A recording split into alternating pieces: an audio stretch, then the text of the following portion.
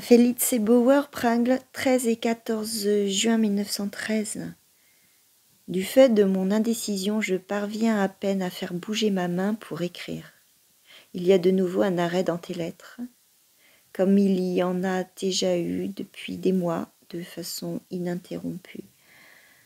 Tout comme mes lettres étaient depuis des mois une demande de nouvelles, comme si tu étais un être tout à fait étranger, qui ne peut absolument pas se projeter dans les souffrances de quelqu'un qui attend des nouvelles.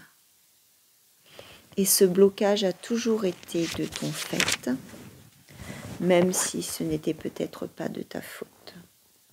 Et maintenant, ça recommence. Tu es peut-être malade, comme tu l'as déjà laissé entendre. Je ne pourrais pas non plus vraiment le comprendre. Je me souviens comment une fois, au début, j'avais télégraphié chez toi « Êtes-vous malade ?» Et avec cela, je n'avais fait qu'une bêtise.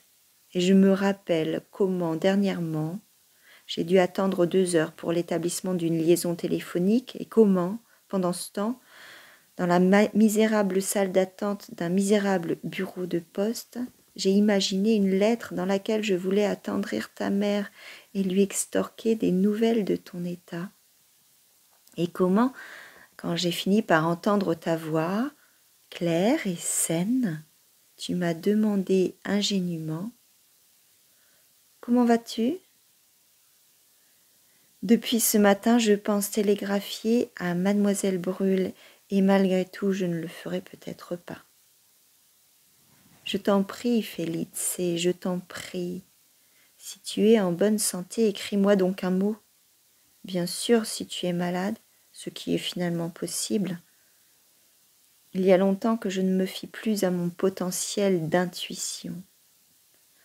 Alors, je ne sais quoi, alors il ne me restera plus que la peur et l'effroi.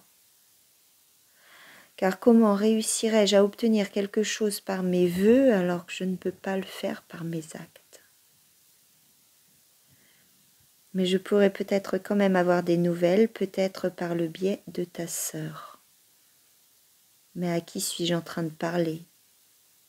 Peut-être que tu ne recevras même pas ma lettre et que je pourrais tout aussi bien la laisser sur ma table.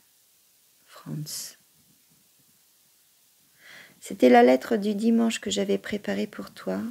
Je n'ai pas pu la rendre plus belle. À présent, j'ai reçu au lit la lettre express rédigée mercredi et postée vendredi soir. Je suis presque content. J'oublie trop vite tout ce qui est déplaisant. Ce qui m'a le plus frappé, c'est l'histoire de la collecte de tissus et celle du poète de circonstance. D'un côté, c'est atroce, mais d'un autre côté, c'est bizarre. Comme si c'était dans un peuple complètement étranger. Quelles mœurs,